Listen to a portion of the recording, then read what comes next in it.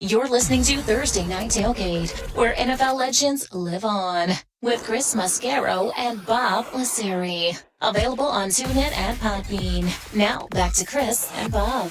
Just listen. And now back with us on the Kyvan Foods guest line is former Chicago Bears Pro Bowl free safety Mark Carrier. And let me remind you about Mark's background.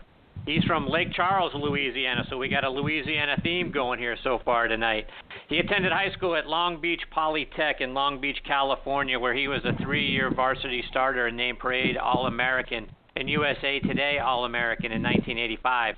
Played his college ball at USC, where he became USC's first winner of the Jim Thorpe Award, which is presented annually to the nation's best defensive back.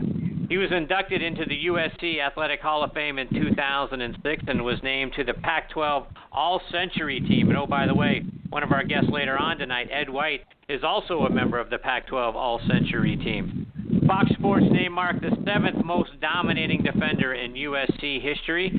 He was a first-round draft pick, the 6th overall selection by the Chicago Bears in 1990, one pick ahead of his USC teammate, Junior Seau. Mark played in the NFL from 1990 to 2000 for the Bears, Lions, and Redskins. He was named Defensive Rookie of the Year in 1990 when he led the league with 10 interceptions, which also happened to set a Bears franchise record. He was named to the Pro Bowl 3 times in 1990, 91, and 93.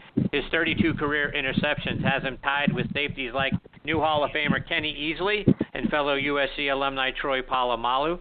Since his playing days, he's been a coach at Arizona State and in the NFL with the Ravens, Jets, and Bengals.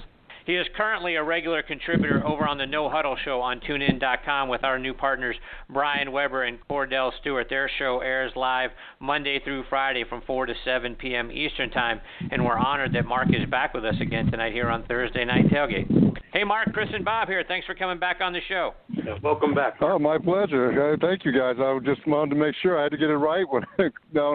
Normally I'm on East Coast time. Now I'm actually on the West Coast, so I had to make sure I'm on West Coast time. Well, we appreciate your time here tonight, Mark. And I wanted to start our time with you by getting your thoughts on your alma mater, USC. They're going to open this season ranked number 5 in the nation. They have 7 home games this season. It's going to be Clay Helton's second full season as head coach as he took over midway through the 2015 season. So how do you feel about your boys and their chances to make the playoffs this year? Well, you know what? I obviously like them going in. What I'm having a hard time, I'm going cautious is, obviously with Sam Darnold coming back and all the hype and everything, that are they getting too hype? I mean, it's almost like they're building this kid up so high. I mean, he's pretty much the first overall pick and the Heisman Trophy winner, and he hasn't played a down a ball going into the 2017 season yet, but yet they got him projected at all that, and they haven't even let the kid play. And you don't realize, SC lost a lot of guys on the offensive and defensive line. They're obviously very talented. They've got players. They've got good skill players, but they lost some bodies on the offensive and defensive line, and you don't know what you got until you put it out on display. So it remains to be seen, but man, you think about that 2011 team that came the year before, came off of 10 wins with Barkley, and I think they finished that season not even ranked. So you just got to wonder, man, are they just getting too much hype right now off of the Rose Bowl? And Mark, when you think about going into the college football playoffs, right? Obviously you got to get past the Pac-12 and teams like USC and Washington and Oregon and all of that. When you look ahead to the other teams in the Pac-12, who scares you? Well, being an SC guy, none of them scare me. I'm just going to put that out there right now. They should be scared. Let's get that one straight. Don't even ever say that to a true Trojan, because if you ask a USC guy, you say scared, and they answer it, they ain't a true Trojan. So no one scares me. But as far as respect, obviously, you always got to look at right now what's Washington doing. I'm a big Chris Peterson fan. I think he's done a heck of a job. Obviously, we know what he's done at Boise, and then being in the Final Four for the national championship last year with the group he had, and he's got a quarterback coming back. So you got to feel they're up on the rise. But but I think the thing that worries me about SC's schedule this year is they don't have any breaks. I mean, they kind of, I'm not feeling sorry because we didn't have it either, but they kind of go, once they get going, they go straight through. So you don't have that time in between to kind of get yourself ready, get healed up, and get to the next game. Get prepared for, a big height game and everything like that. They do have to go to Notre Dame, this year, and that's always a tough game. and then your rival with UCLA is you never know how that's going to go, but it's going to be an interesting schedule this year. Bob, questions for Mark? Great to have you back, Mark. And when I look at your back in that 1990 draft, Mark, and I think it goes under the radar that you were the 6th overall pick that year. A couple Hall of Famers before you, and Junior Seau right before you. Just wondering, Mark, did you feel a lot of pressure going into camp being a number 1 draft pick, and how did the guys receive you at the very beginning? Well, first of all, yes, going to obviously going to Chicago and being around that group, there was still a lot. That was 1990. There was still a lot of the 85 Bears guys still there, so it was still that reputation was still there. And then I was replacing a favorite, Dave Dorson, who's now deceased, but who was a really team favorite. They brought me in, eventually released him, and so there was some backlash behind that. And then another one, third was, hey, we can bring in a guy from the West Coast, a California kid, to come play in Chicago, the Monsters of Midway. Will he be tough enough to handle that? So there was definitely a lot of different things going in that I had to deal with going into that season. And the best thing I did is shut up and play and let my speaking do the talking. And, Mark, did you learn a lot that first year as far as technique and things like that? People, I guess, think you come into the NFL, you have speed or whatever, and you teach footwork. I mean, tell us what you learned that first year about the craft. Well, you know what? The technique-wise, that wasn't a big deal. I was pretty technically sound. I learned my skills. I learned more of my skill set from my other coaches, from my college coach and my high school coaches that I dealt with. In the pros, I mean, it's technique, but it was more understanding the scheme. Most I learned about that, playing with that group and those guys, was the mental part of the game. How mentally tough you have to be, and how you got to block out the elements. You got to block out home life. You got to block things you got to block out, and be dialed and focus in on what's important on the now. What's needs to be important. I could give you an example. I remember it was kind of like mid to late October. We're getting ready to go out to practice. And it's maybe 60 degrees, wind whipping in Chicago. Hey, California guy like me, I'm coming out to practice, and I got like sweats on, hoodies on, some gloves on. I'm dressed like it's like 30 degrees. And the guys see me as I'm walking up the hill at old Hallis Hall, and they stop me in my tracks, and they tell me and point at me and tell me, right now, take your little skinny ass, excuse my language, back into that locker room and take all that crap to it. I'm like, hey, screw you guys. I'm not going back. I can do what I want. And they were threatening to kick my butt. William Perry, Steve McMichael, Richard Dent. You know what I did? I went back and changed. But it was afterwards where Mike Singletary came to me and talked to me on the side and said, young man, the reason why they're not doing that to haze you. They're wondering where your mindset's going to be when we go play Green Bay in the middle of December and it's below zero. Are you going to be worried about being cold, or are you going to be worried about doing your job? And those are the kind of things that those guys taught me about understanding, being focused, and worried about doing your job and not let other things come into play to distract you, because we depend on each other. And if we're not in it with us, then you're against us. So I learned a hard lesson for the right reason that still carries me today. And Mark, before I get to my next question, I just wanted to pass along. Eddie Kennison joined us right before you joined us, and he's also from Lake Charles. So he wanted to pass along his hello and thanks for joining us as well. So I wanted to make sure we got that out there to you.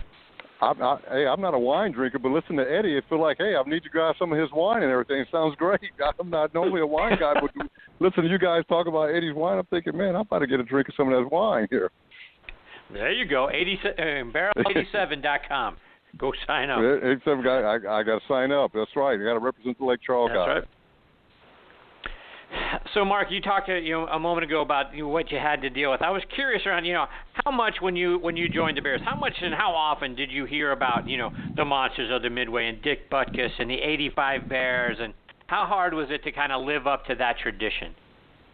Well, it was hard because that 85 Bears, it's still argued today as one of the best NFL teams ever. Ever, not just, at that time, but one of the best teams ever. Obviously, one of the best defensives ever in NFL history. And being around in Chicago, being a great sports town like Chicago, they thrive on that. They keep that. They make it. Those guys are still very big, loom large in the city today. Still today, 30 years later. So coming in there and then playing on that defense, again, I was replacing a team, a fan favorite with Dorson. So you hear about it all the time. Monsters of the Midway, toughness, being aggressive. No matter what, either win or lose, you better go down fighting, because that's what that mindset. The players before me who were there, that was kind of the line, the establishment that they set up, the criteria to play in Chicago, play with the Bears, representation, the Dick Butkus, those guys. And Mark, I don't know if many people outside of the Midwest really grasp how deep the rivalry is between the Packers and the Bears. Was there extra juice for you guys when it was Packers week? Oh yeah, it was big time. I remember Keith Van Horn, who's a fellow SC Trojan, played with the Bears for a lot of years, played on a Super Bowl team, and he was helped me out quite a bit getting acclimated into Chicago. And I remember we were getting ready to go play Green Bay in Green Bay, and he was trying to tell me, "Hey, Mark, I just want to give you kind of understanding of what this rivalry is all about." He said it's he said UCLA or Notre Dame, magnify that important and how serious and how intense this game is, then that's the level of mindset you got to have to go play in this game. And I was fined and suspended a bunch of times in the NFL, and 2/3 of them all came in the Green Bay game. So I understood the importance of that game. And Mark, you touched briefly on this last time you joined us, but how often are you confused with your cousin, who also happens to be named Mark Carrier and played wide receiver for years with the Bucs? Hey, you know what? Not a month ago, I still get cards to sign here today, and I got another card of with Mark's. It was funny because the cards, I got about 3 or 4 cards, and there was 1 or 2 cards with me and Bears, and then there was a card with Mark and the receiver. So I'm sitting there thinking, at one point they had to look at these cards and realize there's 2 different guys because they're on two different teams. So, but you know what? I signed my cards and sent the other cards back, hoping they realize, hey, that's not me. It's my cousin. But it's like I said, it still happens today, and it's still fun. Mark and I still have fun with it, and still, hey, you recognize. I've just recognized as the other Mark, not me, not the Mark from Chicago. So is that, I was curious, like, if a fan or somebody, comes up and I don't know, all the different events that you do, but if they hand you, a picture of, the other Mark Carrier, like, a picture of, Bucs wide receiver, a Bucs mini helmet or whatnot, at this point, do you just sign and smile and say, here you go? Or do you tell them, hey, that's not me? You know what? Because knowing how out of respect and how important people are with the paraphernalia and their apparel and these autographs and these things, a lot of people take it very, very serious. So I think at one time I might have signed it just because I didn't want to make waves, but also out of respect. I know how important some of these things are for people. At least, I never get disrespected or be ill or mean or bothered. I try to be as cordial and nice and explain it to them but I'll ask them, hey, if you want me to sign it, I will, but it's not me. So I always give them the option for them to say, if you want me to sign it, I will sign it. But I at least want to let them know that it's not who I am. That's the other Mark, but I'm more than willing to sign it, but I don't want you to get the wrong signature. And everybody, I've never had a bad situation when I've come up where people felt mean, or most of them have felt embarrassed, and I just want to make them feel that it's okay. It's happened before, and make them feel comfortable so they don't feel because some of them, especially young kids, when their parents send them up there thinking that's what it is, and the kids realize it's the wrong one, they feel very embarrassed. And I just want to make them feel very comfortable that it's no big deal. And the 2 of you were in the league at the same time, right? You had 7 of your career interceptions against the Bucs, which I'm sure some folks may not remember that the Bucs used to be in the same division with you guys. But did you get matched up against one another? Oh yeah, I remember the first time I made a tackle on him, and you could hear the announcer say, "Carry on the catch and carry on the tackle." And we both got up, looked at each other, laughed, and walked, and went back to our respective huddles. But we just thought it was so fun. We just thought it was so funny. Bob, a couple more for Mark before we let him go? Yeah, Mark, after 7 years in Chicago, speaking about rivalries, you find yourself in Detroit for 3 years, a division rival, the old black and blue division, et cetera. Just wondering the feelings, Mark, how was that, especially that first year going up against guys that you used to room with? It had to be a very strange feeling. It was very strange. I was kind of I was actually the first time I went to play him was actually I think a third or second game of the season, and it was in Chicago. And for the first quarter, so I think I was in a funk. I think I actually started going to the wrong locker room, but it took a minute. It took a quarter for me to kind of settle in and get just like, I talked about earlier about being focused on the game and doing your job at hand. But I'm not going to kid you. I do remember it. I was kind of in a somewhat haze a little bit. I was trying to go through the motions until I finally snapped in. The positive about it is that, we won. We beat Detroit. I'm always screwed up. We beat Chicago my first year in Detroit, in Chicago, and it was and I had a very good game, had an interception, so it was very memorable. I remember my teammates on the defensive side kind of picking me up and giving me a game ball because they knew the seriousness of my ties with Chicago and to go in to play well and to win, if it made me feel good. In your last season in 2000, Mark, you played in Washington. You played well. You played almost in every game. You kind of went out on top, but did you know that was going to – when did you know that was going to be your last year in the league? It probably, that's a good question. Probably midway in the off season a little bit. My body wasn't responding like I wanted to, like it normally did. It was taking longer to kind of just to feel normal. Even through minicamp, they went through a coaching change, and Coach Schottenheimer came in with his crew, and then just kind of going there for the training and getting into the workouts, and one, physically I just wasn't feeling right, and then two, mentally at the time you could you've been around enough, you could tell, hey, this the marriage between myself and this group is not a good one, and it's not, and it probably needs to end. So it was kind of one of those things that would probably happen for a reason type deal, and it was a mutual split, and it was, and I kind of knew at that time it was time. Mark, before we let you go, let our listeners know how they can stay up to date with all the things that you're doing, both online and over social media as well. I think last time I talked to you guys, I had not got a Twitter account, and my kids were getting on me. Well, now I do. I finally do have a Twitter account. It unfortunately has always been bombarded by SC stuff, but it's at Mark Carrier 20, my Chicago Bears number on Twitter, is where people can find out what's going on, what I'm doing, what's up next, and I do. And also my LinkedIn account, I've got that going now. That has more of a resume of all the various things I've done and where I've been and other things I've got going on. So those are two ways people can find out what's going on in the real Mark Carrier, the Chicago Mark Carrier. And Mark, how can our listeners catch you over on the No Huddle Show and the other things that you do over on TuneIn? Like I said, I don't know that because it comes random when I get filled in. They call me up, hey, can you come in? I get to come in, so that'll be announced on my Twitter account when I'm going in to be on TuneIn. As a matter of fact, I think at the end of next time I think I'm due on, it's the end of August.